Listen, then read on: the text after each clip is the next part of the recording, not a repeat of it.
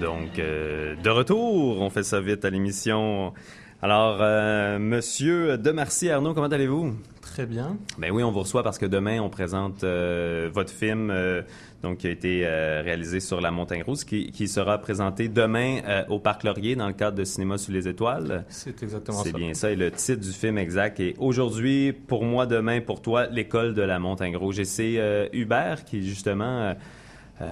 nous a donné l'idée de vous inviter. Et Hubert, justement, t'as préparé quelque chose un peu pour cette entrevue-là, hein? Ouais, ben en fait, je vais juste un peu mettre les bases. Ça s'inscrit un peu dans la suite de la chronique que j'avais fait il y a déjà quelques semaines qui portait sur le frappru, donc qui portait un peu sur la diversité des tactiques dans le mouvement militantiste.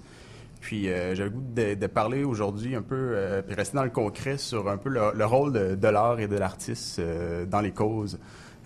Donc, pour défendre des causes, donc justement le fait que le film de Maël était présenté demain, je crois que c'était quand même une bonne façon. Puis aussi de remettre un peu la lumière sur un mouvement qui s'est peu à peu éteint, mais la braise est encore, encore un peu. On l'espère, on l'espère. Donc, c'est ça. En fait, je sais pas, mais tu peux d'abord nous parler rapidement de qu'est-ce que l'école de la Montagne Rouge pour les gens qui ne savent pas c'est quoi. L'école de la Montagne Rouge, c'est une école qui s'est créée majoritairement avec des étudiants de graphisme de l'UQAM, avec des gens qui venaient de différents horizons, notamment à l'UDM, et qui était une école qui s'inspirait du Black Mountain College qui a existé dans les années 20 en Caroline du Nord, et qui se voulait être une école parallèle et qui a vécu en temps de grève, qui a vécu pendant toute la durée de la grève, et sa raison d'être, c'était la grève. Okay. Donc, ils se sont vraiment inspirés de ce mouvement-là, c'est revendiqué. C'est vraiment, à l'origine, c'est vraiment lié à ça. Ça avait notamment des inspirations du Bahas. Mais le but, c'était un peu de remettre les fondements de l'enseignement et le rapport, notamment sur le rapport de l'étudiant et du professeur, de remettre ça un peu en cause et de remettre un peu tout le monde sur un pied d'égalité. Et puis là-dessus est parti quelque chose de très ouvert, d'une structure très ouverte, où différentes personnes sont rentrées, sorties et ont vraiment créé, produit toute une iconographie, tout un visuel pour la grève, des affiches, des slogans, et puis c'est ça, ça a vraiment accompagné le mouvement pendant toute cette durée-là. Okay. Alors, ce qui m'intéressait particulièrement avec ton film, c'est que l'école à Montagne Rouge, on l'a vu un peu avec justement l'imagerie qu'ils ont créée, mais on n'avait pas accès à la réflexion qu'il y avait derrière, puis souvent des gens qui leur ont reproché justement d'être un peu un truc de façade, ou la création artistique, un peu qui tournait à vide. Ce qui arrive avec ton film, c'est que tu, vraiment, avec l'approche cinéma direct, tu nous plonges un peu dans le processus de création, de réflexion du collectif, en fait. Je ne sais pas si tu pourrais nous parler un peu plus de ta démarche, pourquoi tu as décidé de suivre ces gens-là. Ma démarche est beaucoup inspirée, comme tu le dis, du cinéma direct. Je suis quelqu'un qui avait une grande sensibilité au cinéma de Pierre Perrault. Et j'avais besoin mon but dans cette démarche, c'était vraiment de prendre un groupe, un collectif qui allait travailler ensemble, qui allait créer ensemble, et vraiment de les accompagner pendant le mouvement. Évidemment, le mouvement, on ne savait pas où il s'en allait, et puis moi, j'étais le premier à ne pas savoir, mais vraiment d'accompagner tout ce collectif dans le processus de politisation qu'ils allaient vivre. Un des films qui m'avait beaucoup inspiré de Pierre Perrault, c'était L'Acadie, dans un concept complètement différent, mais qui parlait de la cause francophone à l'Université de Moncton. Et vraiment, le but, c'était vraiment de suivre un groupe de jeunes gens qui ont entre 20 et 23 ans et qui allaient vraiment suivre vraiment ce mouvement et l'accompagner de A à Z, mais étant des parties prenantes dans ce mouvement-là. Okay. Donc la démarche du cinéma direct était vraiment importante pour moi parce que c'était vraiment pour essayer d'amener un rapport différent, un regard différent que toute la représentation qu'on a eue de ce mouvement des médias de masse, c'est vraiment un regard de l'intérieur. Parfait. Puis ça, un autre par rapport à ça, comme tu dis, tu voulais vraiment suivre un groupe de gens qui apprenaient à se politiser. C'est des gens qu'au départ, on constate dès le début du film que ne sont pas nécessairement des militants de naissance. En fait, ils apprennent à s'affirmer, à discuter, ils remettent en question certaines de leurs positions.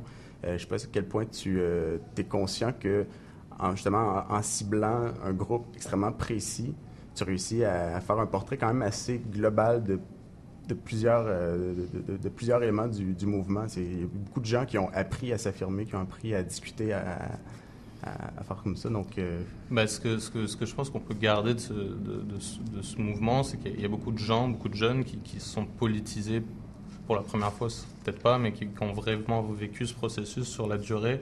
Et particulièrement l'école de la Montagne Rouge, c'était vraiment pas c'était vraiment pas la classe, c'était pas des gens qui étaient militants dans l'âme, c'était des graphistes, et des graphistes qui qui vont au front,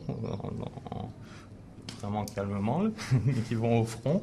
C'est très rare, et d'avoir des gens des graphistes qui se politisent et qui traversent tout ce processus-là, c'est vraiment ça qui m'intéressait. Après, c'est sûr que de mettre des visages sur un mouvement, c'est très dur, surtout sur un mouvement comme ça qui se voulait multiple, qui se voulait souvent anonyme. Et puis même l'école de la Montagne Rouge, ça a été quelque chose de très important pour eux de jamais signer d'œuvre. Ils ont vraiment été dans la philosophie qu'on peut dire plus large de ce mouvement, d'être pluriel et tout ça. Et eux-mêmes, c'est très dur aussi de se dire que j'ai fait un film en mettant des visages sur un mouvement et en ayant choisi, ils sont un peu victimes de ça. Puis, j'ai une question pour vous.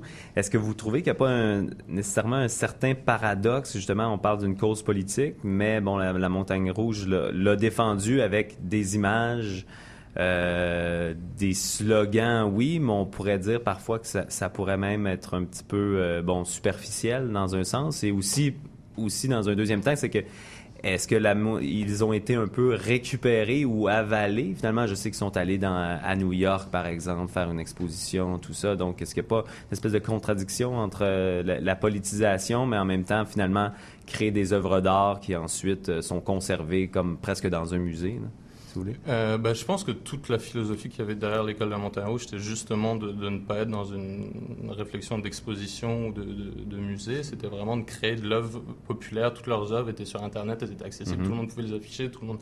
Et puis ce que je pense, c'est qu'on peut voir un peu plus loin, c'est que ce mouvement-là, s'il a un peu traversé les frontières du Québec, je pense que sa créativité y est pour beaucoup. Je pense que les manifestations de nuit, les manifestations tout nues ont joué vraiment un rôle très important là-dedans. La première fois qu'il y a eu la une du Monde sur ce mouvement, c'était une photo de nuit avec un visage. Je pense qu'il faut vraiment pas sous-estimer toutes les tactiques de lutte qui ont été présentes là-dedans. Et l'école de la Montagne Rouge a été très importante là-dedans parce que ça a été vraiment un regard qui va rester sur la durée. Après, c'est sûr qu'eux ont utilisé leurs outils qui étaient le dessin, l'art, la production massive, mais je pense que non, ils sont inscrits comme une entité, comme tout ce mouvement était plein d'entités de différentes facettes. Il y a eu plein d'autres choses. J'ai pris l'école de la Montagne Rouge, mais ça aurait pu être Archi-Contre ou d'autres collectifs qui ont existé. Voilà, ben. C'était ça ma réponse. Oui, merci. Puis par rapport à ça, comment tu as eu accès à avoir une relation de confiance avec eux? Comment ça s'est bâti, cette relation-là? Parce que je veux dire, c'est comme si t'étais pas là, en fait. Ils font abstraction de la caméra totale. Pour revenir un peu sur ce que je disais par rapport à ma démarche, pour moi, c'était très important du groupe que j'allais accompagner, de vraiment se mettre dans une démarche en porte-à-faux avec la représentation des médias de masse, qui était souvent un point de vue d'un journaliste très tranché, très singulier sur la chose. Et là, le but, c'était vraiment d'arriver dans une mise en retrait totale où les seuls intermédiaires, c'était les gens ayant vécu ce mouvement-là. Et donc, la parole des gens de l'école de la Montagne Rouge allait dicter le film et non mon point de vue par une voix off ou même par l'entrevue que je me suis refusé tout au long du film. OK. Donc, tu vois, c'est vrai qu'il n'y a aucune voix off, il n'y a aucune prise de position autre que le montage, en fait. Puis, juste pour revenir un peu sur ce que Benjamin disait, en fait, c'est quoi le rôle que peut jouer un documentaire qui porte sur un mouvement comme ça? Une fois qu'il est diffusé, en fait, le mouvement n'est plus. Quel rôle ça peut jouer maintenant ton film et aussi les œuvres de l'École de Montagne Rouge? Déjà, je vais répondre pour je pense que la réponse est liée, mais pour mon film, je pense que c'est vraiment important d'avoir, pour des mouvements comme ça, d'avoir un regard vécu et pas un regard d'un film qui a été fait après et qui regarde une cause qui est déjà résolue, d'avoir un regard passéiste sur quelque chose et d'avoir quelque chose qui serait surtout de l'entrevue, de la reconstitution de quelque chose, mais quelque chose de vécu de l'intérieur. Ça peut être quelque chose, à mon avis, qui est une preuve plus tangible de ce qui s'est passé pendant tout ce mouvement. Et puis après, de savoir s'il va y avoir une pérennité avec ce film-là, j'en ai aucune idée. Je sais qu'il y a beaucoup de films de grève qui ont plus vécu que d'autres. Là. Je parlais de l'Acadie, mais puis leurs œuvres, c'est un peu la même chose. Ça dépend si déjà, il va peut-être y avoir déjà des outils qui sont mis en place pour un nouveau mouvement. Les affiches sont déjà là, elles sont au-delà de cette cause-là, je pense. Ben voilà, écoutez, je vous remercie beaucoup, c'est tout le temps qu'on a, mais on invite donc tout le monde à aller voir le film aujourd'hui pour moi, demain pour toi, l'École de la Montagne Rouge, qui était d'ailleurs, c'est le titre du film, c'était le slogan aussi de l'École de la Montagne Rouge, bien sûr, donc au Parc Laurier demain, et vous serez présent pour répondre aux questions? Exactement. Bon, voilà, donc on invite tout le monde et on se retrouve dans quelques instants avec Marcy. Merci beaucoup. Merci.